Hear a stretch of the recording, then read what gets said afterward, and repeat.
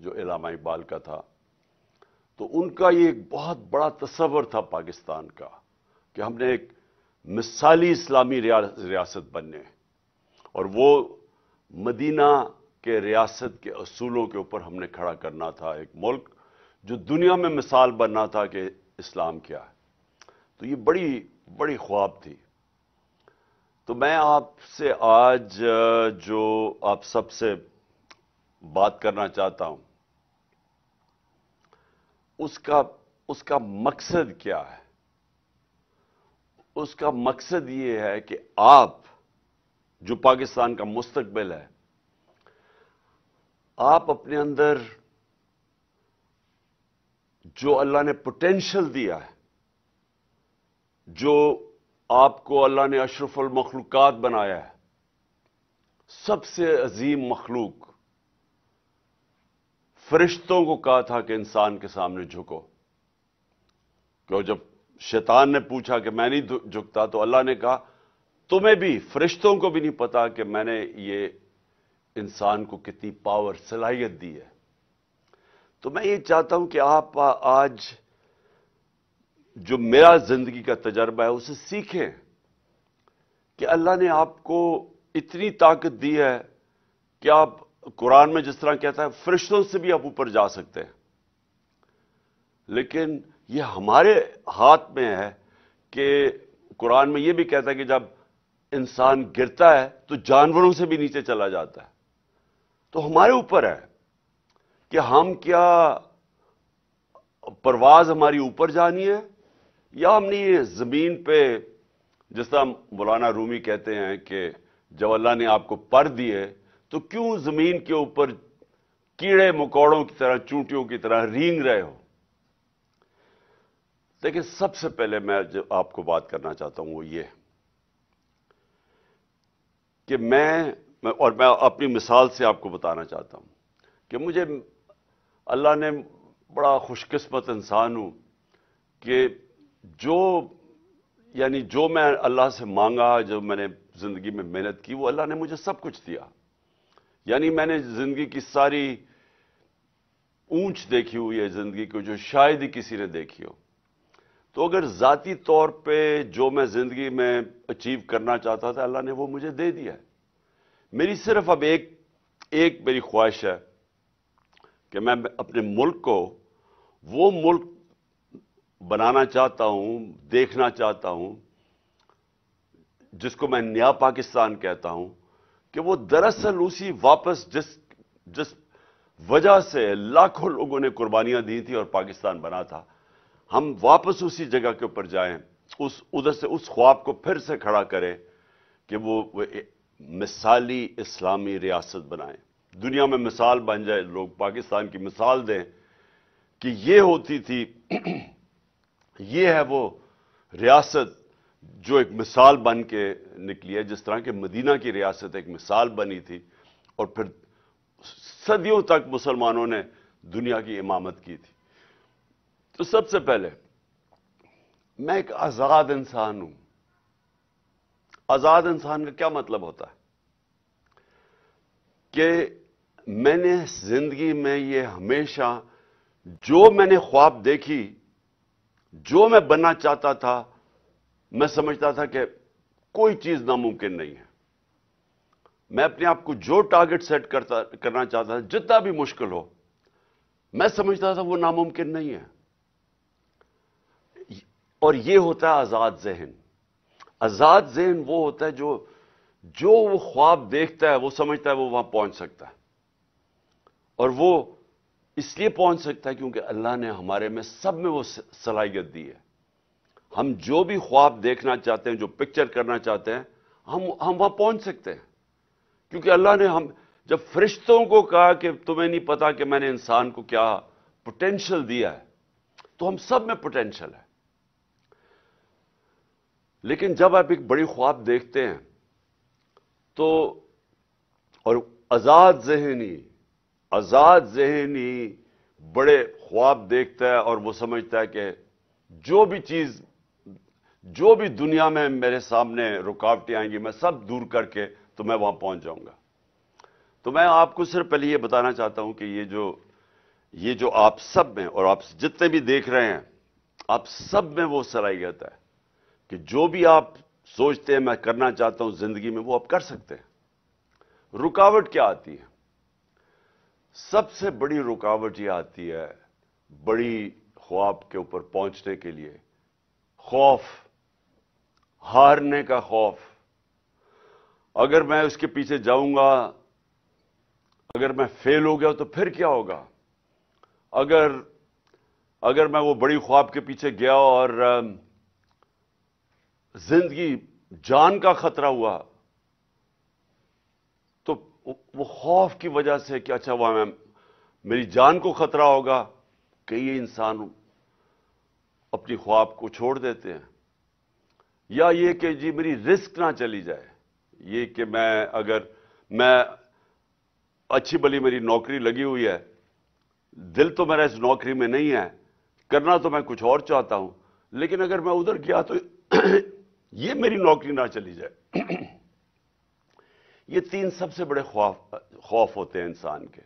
اور خوف ایک ایسی چیز ہے جو ایک انسان کو اپنے مقصد سے پہنچنے کے لیے روکتا ہے۔ تو میری ساری زندگی میں بھی خوف تھے۔ کرکٹ کھیلنے آیا جب میں شروع کیا تو تب ساروں نے مذاق اڑاتے تھے میرا کہ نہیں کھیل سکتا۔ میرے دو بڑے فرسٹ کزن تھے، وہ میرے سے بہت اچھے تھے، وہ پاکستان کے کرکٹ ٹیسٹ کیپٹنز بن چکے تھے، میں سب سے چھوٹا تھا۔ تو سب نے کہا نہیں، آپ تمہارے میں وہ صلاحیت نہیں ہے، تم یہ نہیں کر سکتے۔ تو ہر راستے کے اوپر دنیا آپ کو کہے گی کہ یہ آپ نہیں کر سکتے۔ ہر وقت پھر آپ کا مذاق اڑتا تھا۔ میں جب پہلا میچ کھیلا، میں ٹیم سے نکال دیا گیا، لوگوں نے مذاق اڑایا کہ اب یہ ختم ہو گیا۔ میری اپنی ٹیم مذاق اڑاتی تھی۔ تو اپنے ذہن میں یہ چیز ڈال دیں، جب بھی آپ کوئی بڑا کام کریں گے، جب بڑی خواب کے پیچھے جائیں گے، تو سارا وقت لوگ آپ کو کہتے رہیں گے کہ یہ نہیں ہو سکتا، یہ ناممکن ہے۔ اور دوسری مشکلیں آئیں گی سامنے، مایوسیاں آئیں گی، برے وقت آئیں گے، لیکن جو ہیومن پوٹینشیل ہے نا، جو اللہ نے ہمارے اندر طاقت دی ہے، ہم تب اس کے اوپر پہنچ سکتے ہیں جب ہم یہ فیصلہ کر دیں کہ میں نے کشتیاں جلا کے یہ کام کرنا ہے۔ جب ہم یہ فیصلہ کریں کہ میرا کوئی پلان بی نہیں ہے، اگر یہ پلان فیل ہو گیا تو میرا اور کوئی دوسرا پلان نہیں ہے۔ مشکل تب پڑتی ہے جب لوگ فیل کیسے ہوتے ہیں، میری زندگی کے تجربے میں فیل کیسے ہوتے ہیں کہ جب مشکل آتی ہے ایک کام کرنے میں اور جب وہ رکاوٹیں آتی ہیں تو وہ کہتے ہیں چلو چھوڑو اس کو، یہ نہیں تو میں کوئی اور پلان بھی کر لوں گا۔ جو اللہ نے ہمیں جو طاقت دی ہے نا، یہ بڑی سمجھنے والی آپ کو سب کو یہ بات ہے کہ جو ہمارے اندر صلاحیت ہے، ہمارا جو پوٹینشیل ہے، وہ نکلتا کیسے ہے؟ وہ نکلتا تب ہے جب ہم ایک چیز کے اوپر جنونی طور پہ فوکس ہو جاتے ہیں۔ ہم فوکس کر لیتے ہیں کہ میں نے یہ کرنا ہے، یا یہ میں جب کسی چیز کے پیچھے جاتا تھا تو میں یہ کہتا تھا کہ یا میں یہ کروں گا اور یا میں مر جاؤں گا۔ یعنی میں یہ سوچتا تھا کہ اس کے بعد جو بھی ہو جائے میں نے یہ کرنا ہے، اور اگر مجھے جان بھی میری جانی پڑے تو تب بھی میں کروں گا۔ تب اللہ نے انسان کے اندر وہ پوٹینشیل دی ہے، وہ تب وہ ہر کام کر سکتا ہے۔ اور اس کی ایک اور چیز آپ کو سمجھنی پڑے گی، اور آپ یونیورسٹی اور کالج اسٹوڈنٹس ہیں، آپ کو سمجھنا پڑے گا۔ وہ جو دوسری چیز وہ یہ کہ جب آپ کا برا وقت آتا ہے تو وہ آپ کا کیریکٹر کو ٹیسٹ کرتا ہے۔ اچھے وقت پہ کوئی سارے تالیاں بجاتے ہیں، جب ہم جیتتے تھے میچ تو کوئی ساری آپ کی غلطیاں بھی بھول جاتے تھے، سارے تالیاں بجاتے تھے، آپ کے سارے دوست بن جاتے تھے۔ لیکن جب برا وقت آتا ہے آپ اکیلے ہوتے ہیں، اور جب برا وقت آتا ہے تو وہ اللہ آپ کو ایک موقع دیتا ہے دیکھنے کے لیے کہ میری کیا غلطیاں تھیں۔ آپ کے اندر اور یونیورسٹی میں اور کالجز میں جو آپ پڑھتے ہیں، آپ کے اندر ایک ایبلٹی جو نہیں پڑھتے، وہ آپ میں وہ ایبلٹی ان سے بہتر ہے کہ آپ جائزہ لیتے ہیں کہ میں نے کدھر غلطی کی۔ آپ اپنی غلطیوں کی نشاندہی کرتے ہیں۔ انگریزی کا ورڈ ہے سول سرچنگ کرتے ہیں، اپنے اندر جاتے ہیں کہ سوچتے ہیں میں نے کیا غلطی کی، اور ادھر آپ کے اندر اگر یہ صلاحیت آ جائے کہ اپنی غلطیوں کی نشاندہی کر لیں. میں ہمیشہ جب کرکٹ کھیلتا تھا غلطی ہوتی تھی، میں میچ ہارتا تھا، جو بھی ہوتا تھا، رات کو میں سوتا نہیں تھا جب تک کہ میں پوری طرح اپنے ذہن میں پوری طرح جائزہ لے لوں کہ میں نے غلطی کیا ہے، کیا غلطی اور جو آگے میں نے دہرانی نہیں ہے. یہ انسان کا جو پروگریس ہوتا ہے نا زندگی میں اوپر جانے کا، یہ سب سے امپورٹنٹ چیز ہوتی ہے. ایک ہار نہ ماننا، اور دوسرا جو برا وقت آتا ہے اپنی غلطیوں کو خود جائزہ لو، میں نے کدھر غلطی کی ہے. اور پھر تیسری چیز کہ محنت کرو، اس کے بعد محنت کر کے اپنی غلطیاں دور کرو. اور یہ ہے انسان کا پروگریس. کوئی بھی دنیا میں آج تک انسان ایک دم سیدھا اوپر نہیں چلا گیا. جو بھی انسان اوپر جاتا ہے وہ ایسے جاتا ہے سائیکلز میں، اوپر جاتا ہے، برا وقت آتا ہے، مار کھاتا ہے، گرتا ہے نیچے، پھر وہ وہاں اپنا جائزہ لیتا ہے، کھڑا ہوتا ہے، محنت کرتا ہے، پھر وہ اور اوپر چلا جاتا ہے. ہارتا انسان تب ہے جب وہ ہار مان جاتا ہے، اور وہ جب نچلا وقت آتا ہے، جب وہ ہاتھ کھڑے کر دیتا ہے، تب وہ ہار جاتا ہے اور پھر وہ وہیں رہ جاتا ہے. تو پہلے تو میری یہ چیز ہے کہ آزاد ذہن آزاد فیصلے کرتے ہیں. دنیا میں جو بڑے بڑے لوگوں نے ایجادیں کی، نئی نئی چیزیں ایجادیں کی، جب مسلمان ایک وقت پہ ہم اپنی پیک پہ تھے، ہمارے اندر خود اعتمادی تھی، ہمارے اندر کانفیڈنس تھا، تو ایک ایسا وقت تھا کہ کئی 100 سال تک جو سارے دنیا کے ٹاپ سائنٹسٹ مسلمان تھے، کہ آزاد ذہن تھے. وہ سمجھتے تھے ہم کچھ بھی کر سکتے ہیں، وہ کہتے کوئی چیز ناممکن نہیں ہے. اور وہ ذہن پھر نئی نئی چیزیں ایجاد کرتے تھے، اور جو بڑے 100 سال تک مسلمان دنیا کے اندر لیڈ کرتے رہے ایجادوں کے اندر، سائنس کے اندر، جو ویسٹرن سویلائزیشن کے اندر جو ان کی جو رینیسانس آئی، جو یورپ میں رینیسانس تھی، جب انہوں نے آگے بڑھنا شروع کیا تو مسلمانوں نے وہ کئی 100 سال تک وہ گیپ پورا کیا، جبکہ وہ گریک سویلائزیشن اور رومن سے جو بیچ میں گیپ تھا وہ مسلمانوں نے پورا کیا، مسلمان سائنٹسٹ نے. تو پہلی چیز تو میں نے آپ کو یہ کہنی تھی کہ آزاد ذہن وہی اوپر جاتے ہیں، پرواز انہی کی اوپر ہے. غلام ذہن اچھے غلام بنتے ہیں، کبھی ان کی پرواز اوپر نہیں جاتی. دوسری چیز، ملک، ہمارا ملک تب تک کوئی بڑے کام نہیں کرے گا جب تک ہم اپنے آپ کو ذہنی طور پہ اس چیز سے آزاد نہ کریں کہ جب تک ہمیں سپر پاور کی جب تک ہمیں حمایت نہیں ہوگی، جب تک وہ ہم انہیں خوش نہیں کریں گے، جب تک ہم ان سے ڈکٹیشن نہیں لیں گے، جب تک ہم سارے اس خوف سے رہیں گے کہ وہ ناراض نہ ہو جائیں، جب تک ہم اس فکر میں پڑے رہیں گے کہ ہاں اچھا جی اگر وہ ہم روس سے سستا تیل لیں گے تو ہمارا یہ جو آقا ہے، جو ہمارا ماسٹر ہے، وہ ناراض نہ ہو جائے. جب تک ہم اپنے پیر پہ کھڑے ہو کے باحیثیت قوم، جب تک ہم سٹرگل کرنا نہیں سیکھیں گے، ہم ایک آزاد ملک نہیں بن کے رہ سکتے. لا الہ الا اللہ، نہیں ہے کوئی خدا سوائے اللہ کے. یہ ایک بہت بڑا دعویٰ آزادی کا ہے. اس کے اندر پورا ایک فلسفہ ہے.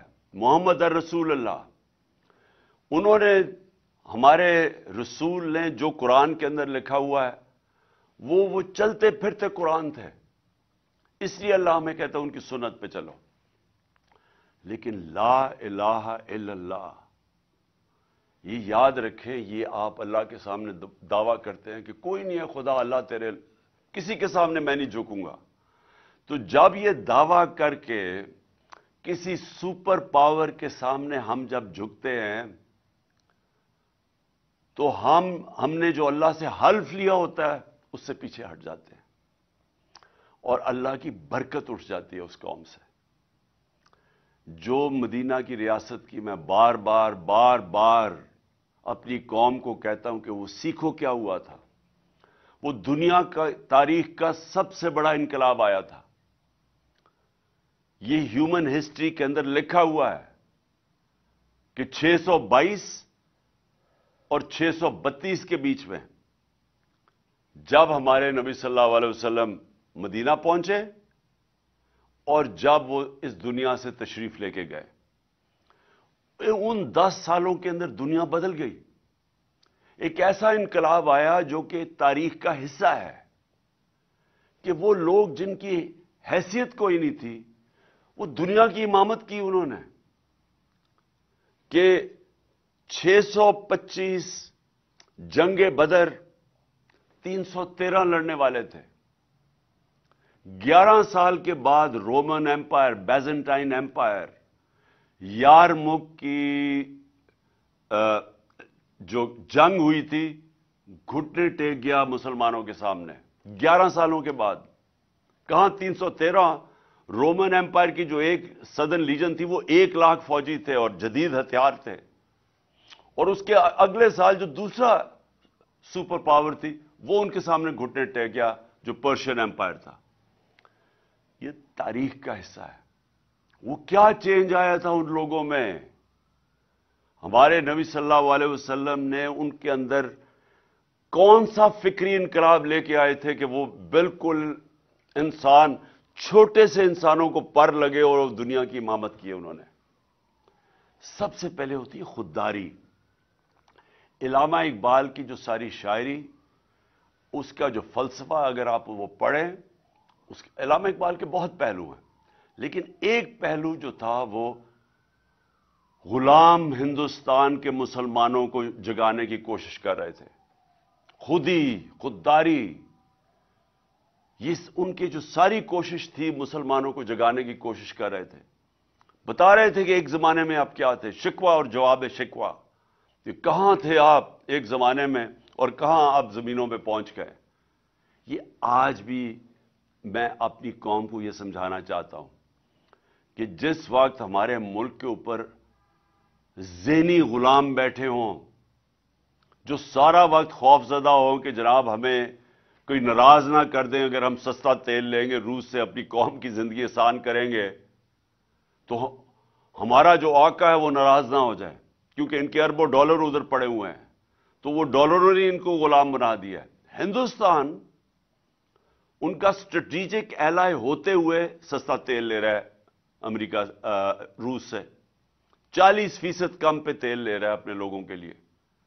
اور ہم یہاں مہنگائی میں پسے ہوئے ہیں کیونکہ ہمارے وہ غلام جو اوپر بیٹھے ہوئے ہیں وہ بیچارے اتنے ڈرتے ہیں کہ وہ جناب جب تک وہ مائے باپ ان کی اجازت نہیں دیتا وہ تیل نہیں خریدتے. اور وہ اور بڑی چیزیں ہیں. ہم نے ان کی جنگ میں شرکت کی، ایک دھبکہ پڑا، ایک ٹیلی فون میسج آئی، چاروں شانے چت ہو گئے ہمارا جو اس وقت کا سربراہ تھا، اور اپنے 80,000 لوگوں کی قربانی دے کسی اور کی جنگ میں شرکت کر کے. میں اکیلا لگا رہا، بار بار کہتا رہا کہ یہ بہت بڑا ظلم کر رہے ہیں، کسی کی جنگ میں جا کے اپنا ملک کی تباہی کر رہے ہیں. اور مجھے ہر قسم، مجھے یہی لوگ، یہی میڈیا میرے پیچھے پڑ گئے کہ جی طالبان خان ہے، جی یہ وہ ہے، یہ پرو دہشت گرد ہے. کیونکہ یہ غلام ہے. میں ایک آزاد انسان ہوں، میں کسی کی غلامی قبول نہیں کرتا. میں لا الہ الا اللہ میرے دل میں ہے.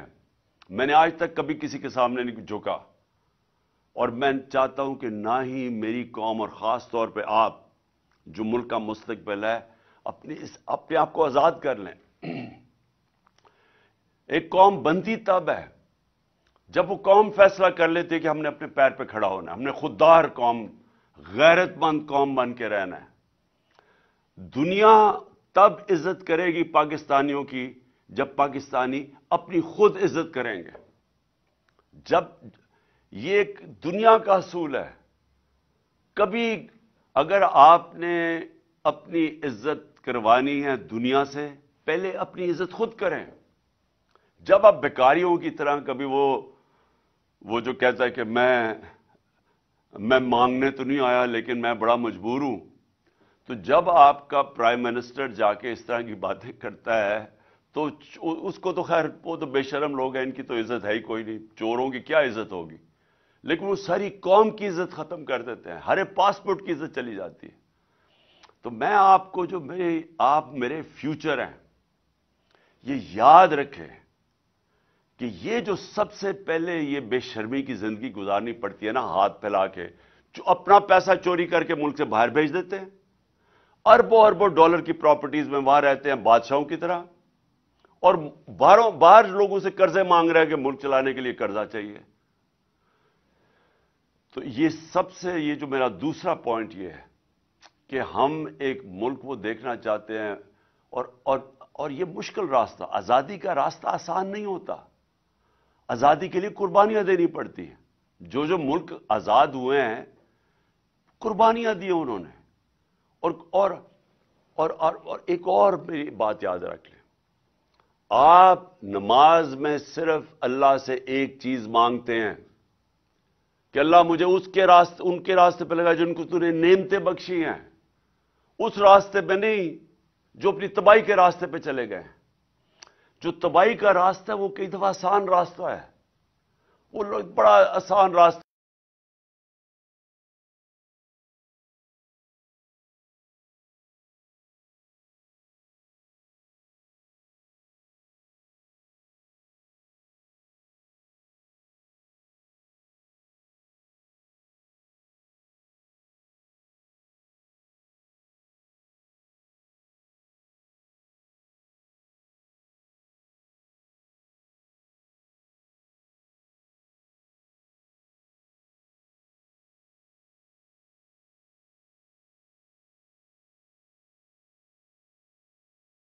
سال تک مسلمان دنیا کی پاور بنے رہے، تو وہ ادھر مدینہ کی ریاست میں اصول طے کیے گئے تھے، اور سب سے بڑا اصول یہ ہے لا الہ الا اللہ، نہیں ہے خدا سوائے اللہ کے. ان کے پاس بھی 2 سپر پاورز تھیں، وہ بھی ان سے ایڈ مانگ سکتے تھے، مدد مانگ سکتے تھے. نہیں، انہوں نے اپنے پیروں کے اوپر کھڑے ہو کے ایک عظیم قوم بنے. اور انسان کا پوٹینشیل ڈیولپ ہی تب ہوتا ہے جب وہ اپنے پیروں پہ کھڑا ہوتا ہے. آپ آج وساکیاں لے کے چلنا شروع ہو جائیں، آپ کی ٹانگیں کمزور ہو جائیں گی. آپ جب اپنے پیروں پہ کھڑے ہوتے ہیں آپ مضبوط ہوتے ہیں. آپ جتنا مشکلوں ریزسٹنس ویٹ اٹھاتے ہیں آپ کے بازو تکڑے ہو جاتے ہیں. ذہن بھی ایسا ہی ہے، اور قوم بھی ایسی ہوتی ہے، مشکلوں سے نکل کے قوم بنتی ہے. تو یہ میرا دوسرا پوائنٹ ہے کہ ہمیں وہ پاکستان بنانا ہے جو کہ اپنے پیر پہ کھڑا ہو، جو کبھی کسی کے سامنے نہ جھکے. اور تیسری چیز، یہ تیسری میں نے آپ کو سب سے امپورٹنٹ چیز بتانی ہے کہ دیکھیں، آزادی خوشحالی یہ ایک چیز کے اوپر ڈپینڈ کرتی ہے، انصاف. 26 سال پہلے میں نے اپنی پارٹی کا نام رکھا تھا انصاف کی تحریک. انصاف کی تحریک کا مطلب کیا ہوتا ہے؟ Rule of law. Rule of law کا مطلب یہ ہوتا ہے جو انسان کے معاشرے اور جانوروں کے معاشرے میں فرق کیا ہوتا ہے. جانوروں کے معاشرے کے اندر طاقت کی حکمرانی ہوتی ہے. جو شیر ہے وہ بادشاہ کیونکہ وہ سب سے طاقتور ہے، اور جو اس سے کمزور ہے وہ اپنے سے کمزور کے اوپر ظلم کرتا ہے. جتنا کمزور ہوتا جاتا ہے، وہ بلی ہے وہ چوہے کو پکڑ لیتی ہے، اس سے جو تکڑا ہوتا ہے، جو لیپرڈ ہے وہ کوئی ہرن کو پکڑ لیتا ہے، بادشاہ وہ گائے کو پکڑ لیتا ہے. یعنی جو طاقتور ہے وہ اپنے سے کمزور کے اوپر ظلم کرتا ہے. اس کو جنگل کا قانون کہتے ہیں. انسانی قانون، اس کے اندر انصاف ہوتا ہے. یہ فرق ہوتا ہے، اصل میں یہ فرق ہوتا ہے انسان اور جانوروں کے اندر. اللہ کے جتنے بھی پیغمبر آئے، وہ ان کی سب سے بڑی میسج یہ تھی انصاف کی. وہ سارے مظلوموں کے ساتھ کھڑے تھے. حضرت عیسیٰ، ان کے اوپر ایک نئی کتاب نکلی تھی زیلٹ، اس میں وہ غریب طبقے کے ساتھ کھڑے تھے. جو رومن امپیریلزم تھی اس کے خلاف کھڑے تھے، جو کہ یہودی جو کلرجی تھی، جو ایلیٹ تھی، اس کے خلاف کھڑے ہوئے تھے، کیونکہ وہ دباتے تھے کمزوروں کو. ساری دنیا کی تاریخ میں کمزور، جتنا معاشرے کے اندر جنگل کا قانون ہوتا ہے، اتنا ہی طاقتور کمزور کے اوپر ظلم کرتا ہے. جتنا ہی معاشرے کے اندر انصاف ہوتا ہے، وہ معاشرہ وہی اوپر جاتا ہے. تو حضرت موسیٰ فرعون کے سامنے کھڑے ہوئے، کہ وہ ظلم کر رہا تھا لوگوں کے اوپر. حضرت ابراہیم نمرود کے خلاف کھڑے ہوئے. ہمارے نبی صلی اللہ علیہ وسلم مکہ کے جو کفار تھے ان کی ایلیٹ کے خلاف کھڑے ہوئے. رائے حق ادھر انہوں نے بلند کی. تو جو آپ سب کی جو سب سے بڑی ذمہ داری ہے، اب میں آپ کے اسٹوڈنٹ سے بات کر رہا ہوں، آپ کی سب سے بڑی ذمہ داری ہے جو اللہ آپ کو حکم کرتا ہے قرآن میں، جہاد کا. جہاد ہے ظلم اور ناانصافی کے سامنے کھڑے ہونا. اللہ نے کیوں ہم سب کے اوپر جہاد فرض کیا ہے؟ اللہ نے اس لیے ہمارے اوپر جہاد فرض کیا ہے کہ جب ایک معاشرہ ظلم اور ناانصافی کے سامنے اپنی آواز بلند کرتا ہے، وہ اپنے آپ کو آزاد کر لیتا ہے اس سے. اصل آزادی تو آتی ہے انصاف سے، کیونکہ انصاف آپ کو حقوق دیتے ہیں. امریکہ کے اندر دو بہت بڑی موومنٹ شروع ہوئی تھی. ایک تھی سول رائٹس موومنٹ، 1960 کی دہائی میں شروع ہوئی تھی. وہ کیا تھی؟ یونیورسٹیز کے اندر نوجوان کھڑے ہوئے، انہوں نے کہا کہ جو بلیک افریکنز ہیں، جو کالے ہیں، ان سے ظلم کیا جا رہا ہے، ان کو برابر کے شہری نہیں سمجھا جاتا. تو سول رائٹ موومنٹس کسی پولیٹیکل پارٹی نے نہیں شروع کی تھی، وہ امریکہ کے یونیورسٹی کیمپسز کے اندر شروع ہوئی تھی کہ انہیں کیا ان سے انصاف کیا جائے. اس کے بعد جو ویٹنام وار تھی، جو امریکہ لڑ رہا تھا ویٹنام میں، کون کھڑا ہوا تھا اس کے خلاف؟ یونیورسٹی کے سٹوڈنٹس. وہ کھڑے ہوئے تھے کہ آپ جا کے ظلم کر رہے ہیں ان لوگوں کے اوپر، آپ بمباری کر رہے ہیں، انہوں نے ہمارا کیا بگاڑا ہے ویٹنامی سے. تو یونیورسٹیز میں وہ موومنٹ شروع ہوئی تھی. برطانیہ کے اندر 20 لاکھ لوگ نکلے تھے سڑکوں کے اوپر عراق کی جنگ کے خلاف، کہ جب برطانیہ عراق کے اندر شامل ہوا تھا. یہ جہاد کر رہے تھے سب. جب بھی آپ ظلم اور ناانصافی کے خلاف اپنی آواز بلند کرتے ہیں، یہ اللہ نے اس کو جہاد کا رتبہ دیا ہوا ہے. جہاد تب ہوتی ہے جب آپ کمزور کے ساتھ کھڑے ہوتے ہیں. انصاف کمزور کو چاہیے ہوتا ہے. طاقتور ہمیشہ اپنے آپ کو قانون کے اوپر رکھتا ہے. یہ جو فیوڈل کلچر کیا ہے، یہ جو وڈیرے کرتے ہیں بیچارے غریب لوگوں سے، یہ کیا کرتے ہیں؟ ان کو انصاف نہیں دیتے، ان کے اوپر ظلم کرتے ہیں. سندھ کے اندر آپ چلے جائیں، جو ظلم میں نے سندھ کے بیچارے ہاریوں، جو بیچارے کسان، جو ان کا نچلا طبقہ، جو وہاں طاقتور ان سے ظلم کرتا ہے، میں نے دنیا میں کہیں ایسا ظلم نہیں دیکھا. جانوروں کی طرح رکھتے ہیں ان بیچاروں کو. غربت آپ جا کے دیکھیں اندرون سندھ کے اندر، میں نے دنیا میں کہیں اتنی غربت نہیں دیکھی جو وہاں غربت ہے. کیوں ہے؟ انصاف نہیں ہے. نیلسن منڈیلا کی بڑا ایک فیمس ورڈز ہیں کہ خوشحالی جو ہوتی ہے ایک ملک کے اندر، خوشحالی وہ کوئی معاشی ترقی کی وجہ سے خوشحالی نہیں آتی، وہ انصاف کی وجہ سے آتی ہے. جو بھی ملک ترقی کرتا ہے وہ سب سے پہلے انصاف قائم کرتا ہے. مدینہ کی ریاست میں نبی صلی اللہ علیہ وسلم نے سب سے پہلے عدل اور انصاف قائم کیا تھا. غربت کی انتہا تھی وہاں، مسلمان تو بہت غریب تھے، ہجرت کر کے آئے ہوئے تھے. پہلے انصاف قائم کیا، اس کے بعد خوشحالی آئی. جو انصاف کی دنیا کے اندر آپ ذرا چلے جائیں تو جو دنیا کے اندر معاشرے خوشحال ہے، وہ سب سے زیادہ انصاف ادھر ہے. ایک انڈیکس ہے جو میجر کرتا ہے کہ ایک معاشرے میں انصاف کتنا ہے، اس کو کہتے ہیں rule of law index. Switzerland جس کے اندر کوئی وسائل نہیں ہیں، ہمارے ناردرن ایریاز میں اس سے 100 زیادہ گنا خوبصورتی بھی ہے، وہاں سکینگ کا بھی پوٹینشل ہے، وہاں ٹورزم وہ آ سکتی ہے جو سوئٹزرلینڈ سے زیادہ آ سکتی ہے. صرف ٹورزم کے اوپر سوئٹزرلینڈ تقریباً دنیا میں سب سے خوشحال علاقہ ہے، کیونکہ 99.9% تقریباً 100% وہاں قانون ہے، رول آف لا ہے. وہاں کوئی قانون کے اوپر نہیں ہے. اور اس معاشرے کے اندر آپ یہ دیکھیں کہ وسائل نہ ہونے کے باوجود خوشحال ہے. سارا جو یورپ ہے، جو امریکہ ہے، جو یہاں سے لوگ کیوں جاتے ہیں بیچارے اتنے مشکل ویزے لگوا کے کیوں جاتے ہیں ان ملکوں کے اندر؟ کیونکہ وہ انصاف ہے.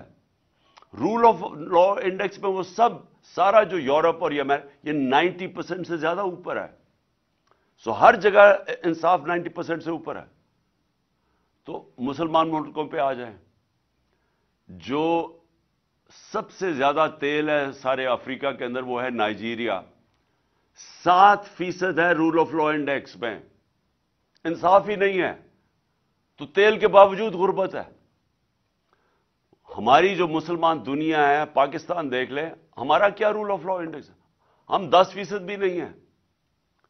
اور انصاف پھر سے طاقتور اور کمزور قانون کے سامنے ایک برابر، اس کو انصاف کہتے ہیں. قانون طاقتور اور کمزور میں فرق نہیں کرتا. تو ہماری تباہی، اگر ہم آج مقروض ملک ہیں، وہ ہمارا جو وزیر اعظم ساری جگہ جا کے پیسے مانگتا ہے کہ میں مانگنے نہیں آیا، میں مجبور ہوں، وہ اس لیے مانگنے پھرتا ہے کیونکہ ہمارا ملک کا دیوالیہ نکال دیا انہوں نے. اور دیوالیہ کیوں نکلا ہے؟ کیونکہ آپ کے سامنے اتنا بڑا ظلم ہو رہا ہے کہ میں نے اپنی زندگی میں کبھی ایسا کسی دنیا میں کسی ملک کو اس طرح نہیں دیکھا. 30 سال سے جو لوگ حکومت میں بیٹھے ہوئے تھے، جنہوں نے چوری کی، کیسز بنے، پہلے جنرل مشرف نے ان کو NRO دیا. سارے ان کے کرپشن کے کیسز معاف کر دیے اپنی کرسی بچانے کے لیے. 10 سال انہوں نے اس کے بعد حکومت کی، 2008 اور 2018 کے بیچ میں 10 سال حکومت کی. 4 گنا پاکستان کا قرضہ بڑھایا. 60 سال کے اندر پاکستان کا ٹوٹل قرضہ تھا 6,000 ارب روپیہ، 6 ٹریلین روپیہ. 10 سالوں میں یہ قرضہ لے گئے 30 ٹریلین روپے پہ، 30,000 ارب روپیہ. لوٹا ملک کو انہوں نے. ان کے ریئیکشن میں مجھے لوگوں نے ووٹ دی، یہ الیکشن ہار گئے. تقریباً سارا ٹبر ملک سے باہر بھاگ گیا کیونکہ کرپشن کے کیسز تھے. جو اس کے بعد اس ملک میں جو اصل ظلم کیا گیا وہ جنرل باجوہ نے کیا. NRO 2 دیا ان کو. ان کے کرپشن کے کیسز پہلے ان کو اوپر بٹھایا، پہلے ان کو ایک سازش کے تحت جس میں بیرونی بھی ہاتھ شامل تھا، ان کو اوپر بٹھایا. اس گورنمنٹ کو گرایا جس کے اوپر کرپشن کا کوئی کیس نہیں تھا. عموماً یہاں گورنمنٹ گرتی ہے کرپشن کے اوپر، کوئی کرپشن کا کیس نہیں تھا. وہ گورنمنٹ کو گرایا جس نے 17 سال میں بہترین معاشی ترقی ہو رہی تھی پاکستان کی. اکنامک سروے آف پاکستان کے اندر 5.7 اور 6%، تیسرے اور چوتھے سال 6% پاکستان کی اکانومی گرو کر رہی تھی. ہماری فصلیں، 4 کسان، کبھی کسانوں کے پاس اتنا پیسہ نہیں آیا جو ہمارے دور میں آیا پچھلے 2 سالوں میں. اور انڈسٹریل گروتھ پاکستان کی 50 سال کے بعد انڈسٹری ہماری گرو کر رہی تھی. یہ سارے برے صغیر میں سب سے زیادہ روزگار پاکستان میں تھا. ہماری ایکسپورٹس ریکارڈ تھی. ہماری ریمیٹنسز یعنی باہر سے جو پاکستانی پیسہ بھیج رہے ریکارڈ تھا. 32 ارب کی ایکسپورٹس، 31 ارب کی ریمیٹنسز، یہ ریکارڈ تھی پاکستان میں. ہماری ٹیکس کلیکشن ریکارڈ تھی 6.1 ٹریلین، 6,100 ارب روپیہ، یہ ریکارڈ تھا. اس وقت گورنمنٹ گرائی. اور گورنمنٹ کس کے گرائی؟ ان چوروں کو اوپر بٹھا دیا لا کے. وہ 7 مہینے کے اندر پاکستان کی ساری اکانومی نیچے، انڈسٹریل گروتھ نیچے. ہماری 6% سے اکانومی جو گرو کر رہی تھی وہ آج 0 پہ پہنچ گئی ہے. کسان بچارے سڑکوں کے اوپر ہے. ہماری جو پیداوار ہے وہ نیچے آ گئی ہے. اس وقت ہماری ٹیکس کلیکشن نیچے آ گئی ہے، ایکسپورٹس نیچے گر رہی ہیں، باہر سے ریمیٹنسز نیچے گر رہی ہیں.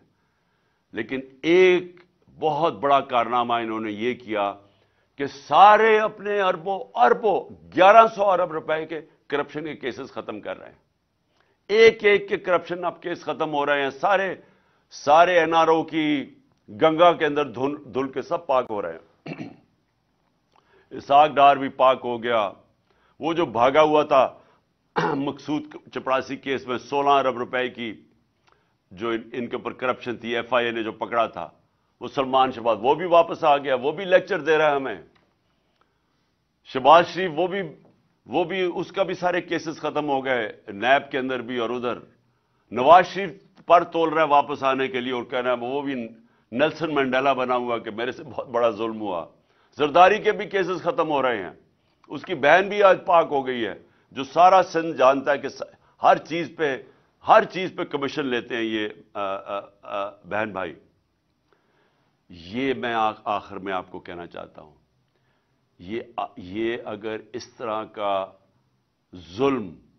یہ ظلم ہے کہ بیچارہ غریب آدمی جیلوں میں، چھوٹا چور جیلوں میں گھسا ہوا ہے، عام آدمی چھوٹی چھوٹی چوروں میں جیلوں میں پڑے ہوئے ہیں. وہ ایک کمانے والا جاتا ہے پیچھے، گھر والوں کے پاس رہتا کچھ نہیں ہے. وہ لوگ جیلوں کے اندر ہیں. اور جو اس ملک کے بڑے بڑے ڈاکو جیسے ان کو پکڑنے لگتے ہیں ملک سے باہر بھاگ جاتے ہیں. اور اس کے بعد ڈیل کر کے، پہلے مشرف سے ڈیل کیا، باجوہ سے ڈیل کر کے واپس آ گئے. اب یہ پھر سارے ان کے کیسز ختم ہوں گے اور یہ پھر لوٹیں گے اس ملک کو. تو میں نے آخر میں آج آپ سب کو آج فیوچر کے اپنے لیڈرز آپ سب بیٹھے ہوئے ہیں، میں نے یہ آپ کو کہا کہ یہ آپ کا مستقبل ہے. کئی لوگ اس وقت میں دیکھتا ہوں، تقریباً مجھے تو بڑا افسوس ہوا، میرے خیال میں 1,70,000 پاکستانی باہر چلے گئے ہیں پچھلے 7 مہینے کے اندر، اور بڑی تیزی سے لوگ باہر جا رہے ہیں. یہ باہر جانا، پڑھ کے، تعلیم سیکھ کے، جاب ایکسپیرئنس کر کے، لیکن واپس آنا آپ کے لیے بڑا ضروری ہے. دیکھیں، آپ کو اس ملک کے لیے سٹرگل کرنی چاہیے بجائے باہر بھاگ جانے کے. جب تک آپ اس ملک کے اندر جدوجہد نہیں کریں گے، آپ اپنے ملک کو نہیں بچا سکیں گے. اللہ نے آپ کو ایک ایسا ملک دیا ہے، آپ کو کسی کو اندازہ نہیں ہے. مجھے اندازہ ہے. میں پہلے تو سارا پاکستان پھرا ہوا ہوں، دوسرا میں 3.5 سال اقتدار میں رہ چکا ہوں. اس ملک کو اللہ نے کسی چیز کی کمی نہیں دی. ہمیں صرف ایک ہی مسئلہ ہے، ہمارے ملک میں انصاف نہیں ہے. اور اس کے اوپر حضرت علی کا قول ہے کہ کفر کا نظام چل جائے گا لیکن ناانصافی اور ظلم کا نظام نہیں چل سکتا. یہ آپ کے سامنے وہ ہو رہا ہے. یہ وسائل کی کمی نہیں ہے، یہ انصاف کی کمی ہے. انصاف ہی آزاد کرتا ہے قوم کے پوٹینشل کو. آزاد قومیں بڑے کام کرتی ہیں. جو میں حقیقی آزادی کی کیمپین میں کر رہا ہوں اس وقت، اور انشاءاللہ جب تک میں زندہ ہوں میں کرتا رہوں گا. ہم نے اگر اوپر آنا ہے، ہم نے اپنے آپ کو آزاد کرنا ہے. اور آزادی سب سے پہلے انصاف سے ملتی ہے. ہمیں اس ناانصافی کے خلاف سب کو آواز بلند کرنی ہے. آپ کو اللہ نے آپشن نہیں دی نیوٹرل رہنے کی، چپ کر کے گھر میں بیٹھنے کی. آپ کو اس نے اجازت ہی نہیں دی. انسانوں کو تو اس نے کہا ہوا ہے اللہ نے کہ انسان کا تو بڑا درجہ ہے. انسان یہ نہیں آپشن وہ کر سکتا کہ اچھا جی اور کوئی آ کے اگر ملک میں ناانصافی ہے تو لوگ جدوجہد کریں گے، میں آرام سے چپ کر کے گھر میں چوڑا ہو کے بیٹھوں گا. وہ معاشرے مر جاتے ہیں. جو معاشرہ ظلم اور ناانصافی کا مقابلہ نہیں کرتا وہ مر جاتا ہے. ایرسٹوٹل 2500 سال پہلے اس نے کیا کہا تھا؟ اس نے کہا تھا اگر معاشرہ میں ناانصافی ہوگی، سارے شہری نکل کے ظلم کے اور ناانصافی کے خلاف کھڑے ہو جائیں گے. سب شہری کھڑے ہو جائیں گے. لیکن اس نے کہا سوائے 2 طبقوں کے.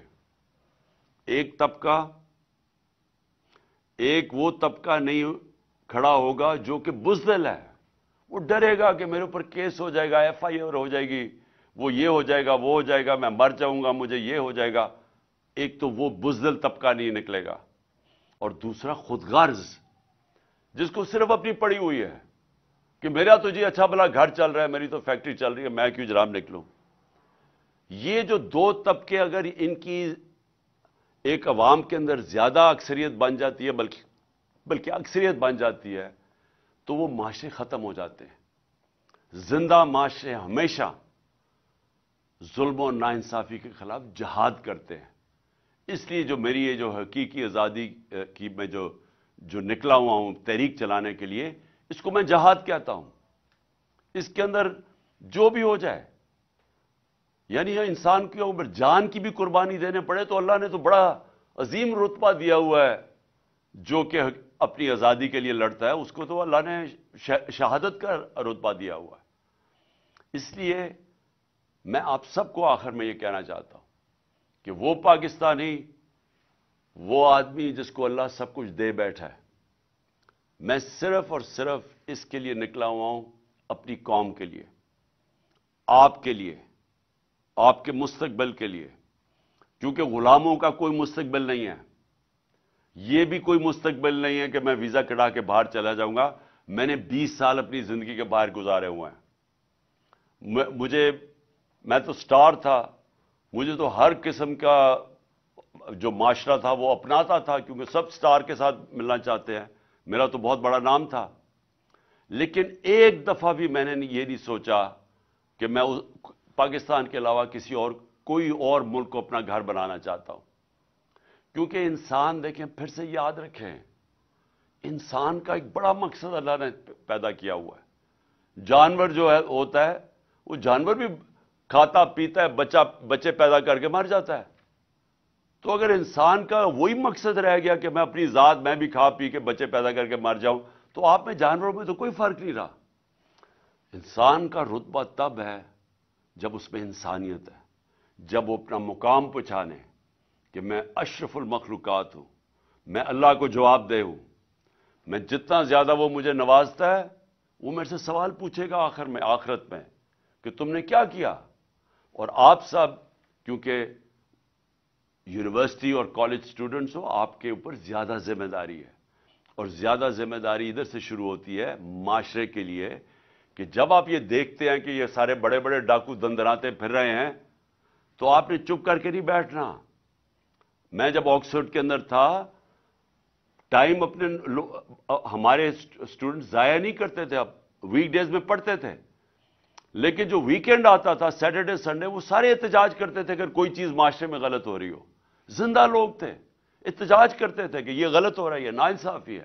میں اسٹوڈنٹس کی بات کر رہا ہوں، پڑھائی بھی اپنی کرتے تھے، لیکن ساتھ ساتھ وہ ایک معاشرے کا حصہ تھے، اپنی ذمہ داری سمجھتے تھے کہ اگر کوئی ناانصافی ہو، اس کے اوپر ہم اپنی آواز بلند کریں گے۔ میں آپ سب کا بڑا شکر گزار ہوں، اور میں آخر میں یہ امید رکھتا ہوں کہ یہ جو ہماری تحریک چل رہی ہے حقیقی آزادی کی، آپ سب اس کے اندر شرکت کریں گے، میرے لیے نہیں، اپنے مستقبل کے لیے۔ پاکستان زندہ باد۔